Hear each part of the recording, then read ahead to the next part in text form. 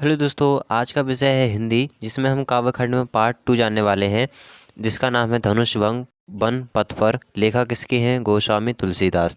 ये video part 2 है, जिसमें मैं आपको 6 से लेकर जो आखिरी तक जितने इसके पद्यांश होते हैं इस पार्ट में, मैं आपको बताने वाला हूँ इस वीडियो में। जो शुरुआत के जो पद्यांश हैं वो मैंने आपको पार्ट 1 वीडियो में बता दिया है। अगर आपने नहीं देखी तो जाकर से ज़रूर देखें, उसकी लिंक आपको मिल जाएगी चैनल पर या तो डिस्क्रिप्शन में। तो इसका देखिए संदर्भ जो मैंने आपको पहले वीडियो में लिखवाया था वही हो जाएगा। प्रस्तुत पद्यांश हमारी पाठ्य पुस्तक के काव्यखंड के धनुषभंग शीर्षक से लिया गया है। इसके लेखक गोस्वामी तुलसीदास हैं। तो ये तो हो गया संदर्भ। अब हम जान लेते हैं इसकी प्रसंग।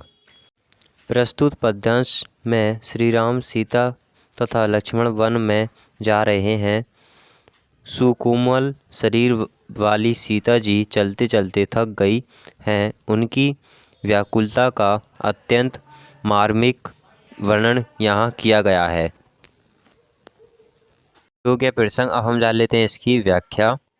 लेखक कहते हैं कि श्री राम लक्ष्मण तथा अपनी सुकोमल प्रिय पत्नी के साथ महल से निकले तो उन्होंने बहुत धैर्य से मार्ग में 2 कदम रखे। सीता जी थोड़ी ही दूर चली थीं कि उनके माथे पर पसीने की बूंदें आ गईं तथा सुकोमल होठ बुरी तरह से सूख गए।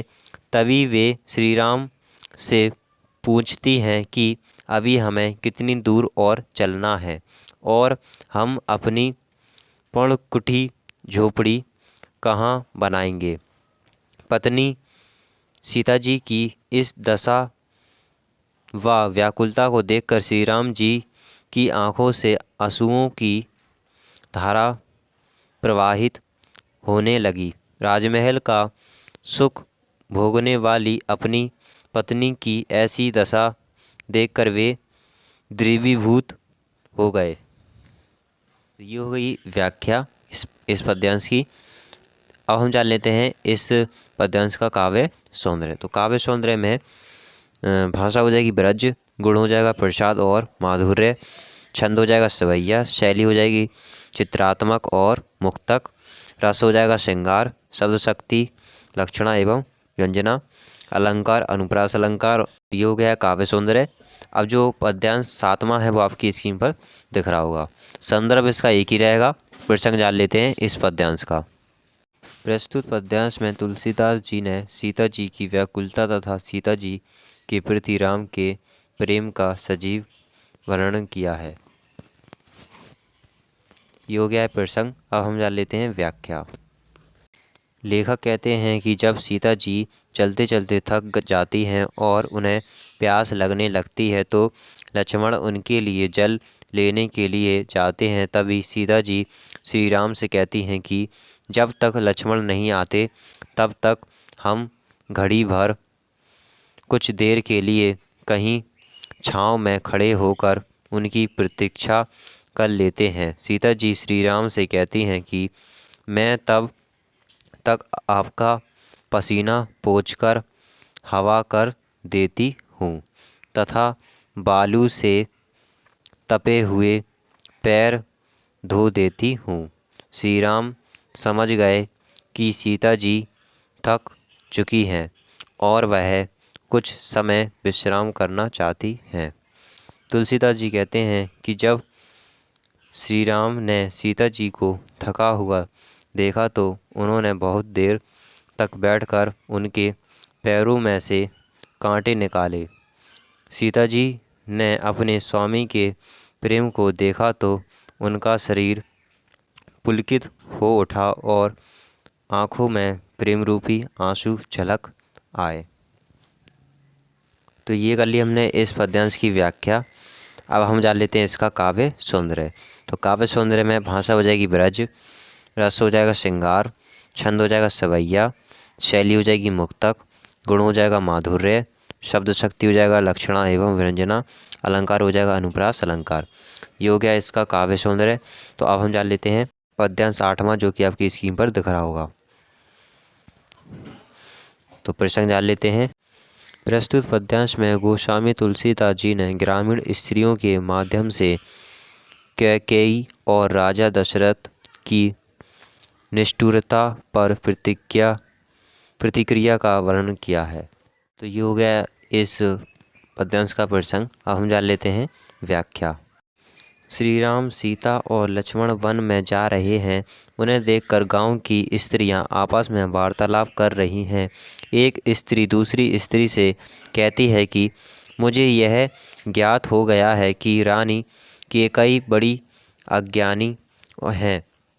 वह पत्थर से भी अधिक कठोर हृदय वाली नारी हैं, क्योंकि उन्हें इन तीनों को वनवास देते समय तनिक भी दया नहीं आई। दूसरी ओर वे राजा दशरथ को भी बुद्धिहीन समझकर कहती हैं कि राजा दशरथ ने उचित अनुचित का भी विचार नहीं किया। उन्होंने भी पत्नी का कहा माना और उन्हें वन भेज दिया। ये तीनों तो इतने सुंदर और मनोहर हैं कि इनसे बिछड़कर इनके प्रियजन कैसे जीवित रहेंगे। हे सखी, ये तीनों तो आँखों में बसाने योग्य हैं। इनको अपने से दूर नहीं किया जा सकता। इन्हें किस कारण वनवास दे दिया गया है, ये तो सदैव अपने सामने रखने योग्य है। तो ये हमने जान ली इस पद्यांश की व्याख्या। अब हम जान लेते हैं काव्य सौंदर्य। तो काव्य सौंदर्य इसका होगा, भाषा हो जाएगी ब्रज, शैली हो जाएगी मुक्तक, गुण हो जाएगा माधुर्य, रस हो जाएगा श्रृंगार और करुण, छंद हो जाएगा सवैया, शब्द शक्ति में अभिधा, लक्षणा एवं व्यंजना, अलंकार अनुप्रास अलंकार। हो गया काव्य सौंदर्य। अब हम जान लेते हैं पद्यांश 9वां, जो आपकी स्क्रीन पर दिख रहा होगा। प्रस्तुत पद्यांश में श्री राम, सीता और लक्ष्मण वन को जा रहे हैं। मार्ग में ग्रामीण स्त्रियां उत्सुकता बस सीता जी से प्रश्न पूछती हैं। वे श्री राम जी के बारे में जानना चाहती हैं। वे उनसे परिहास भी करती हैं। ये हो गया इस पद्यांश का प्रसंग। अब हम जान लेते हैं इसकी व्याख्या।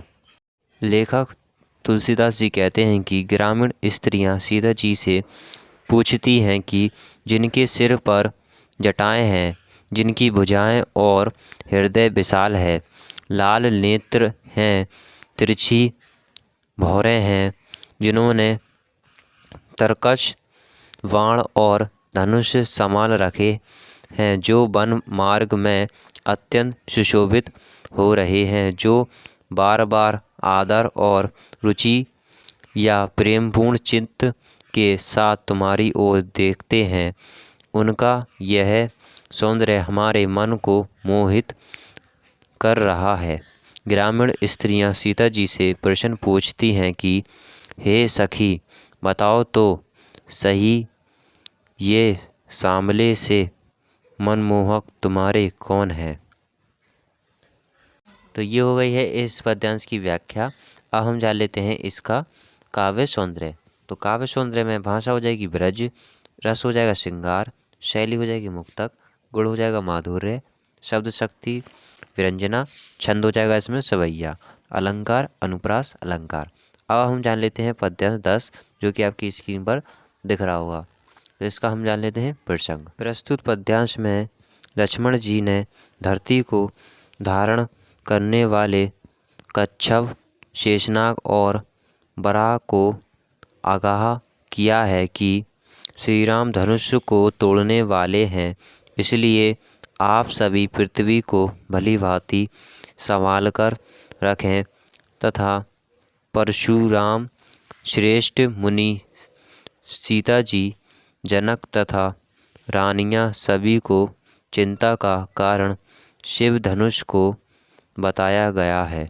इसी रोमांचक दृश्य का वर्णन यहाँ किया गया है। ये हो गई इस पद्यांश का प्रसंग। अब हम जान लेते हैं इस पद्यांश की व्याख्या।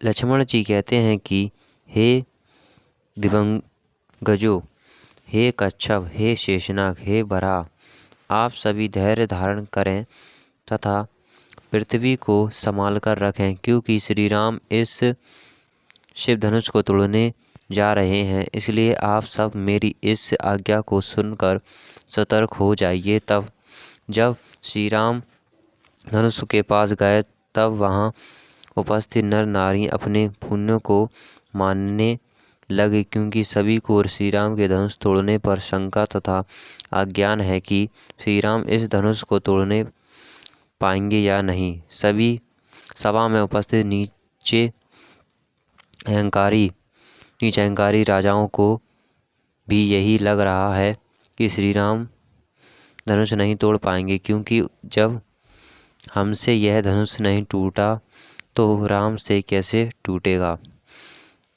कवि तुलसीदास जी कहते हैं कि परशुराम के गर्भ की गुरुता सभी देवता तथा श्रेष्ठ मुनियों का भय, सीता जी की चिंता, राजा जनक का पछतावा और उनकी रानियों के दारुण दुख का दावानल, ये सभी शिवजी के धनुष रूपी बड़े जहाज को पाकर उसमें सब एक साथ चढ़ गए हैं।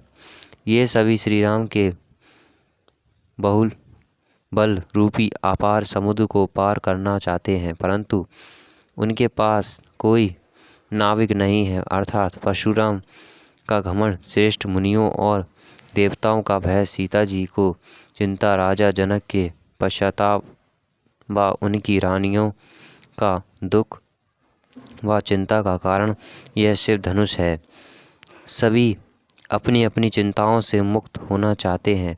यह तभी संभव होगा जब शिव धनुष को राम द्वारा तोड़ा जाएगा। ये सभी इन दुखों से मुक्त हो सकते हैं यदि ये श्री राम के अनंत बाहुबल को जान ले, परंतु इनके पास कोई कपट नहीं है जो इन्हें इस अपार समुद्र को पार करा सके, अर्थात श्री राम के बाहुबल के विषय में बता सकें। ये हो गई इस पद्यांश की व्याख्या। तो देख सकते हैं आप लोग, काफ़ी बड़ी इसकी व्याख्या है, तो एक बार देख लें। ठीक है, अब हम जान लेते हैं इसका काव्य सौंदर्य। तो काव्य सौंदर्य में भाषा हो जाएगी अवधि, शैली हो जाएगी प्रबंध, गुण हो जाएगा ओज और प्रसाद, रस हो जाएगा वीर और शांत, शब्द शक्ति में अविधा और लक्षणा, छंद हो जाएगा दोहा चौपाई, अलंकार हो जाएगा अनुप्रास अलंकार। तो अब इसके पद्यांश जितने भी थे मैं आपको इस वीडियो में बता दिए हैं। 10 थे इसमें पद्यांश। आशा करता हूँ कि आपको वीडियो पसंद है तो लाइक कर दें, साथ ही चैनल को सब्सक्राइब कर दें।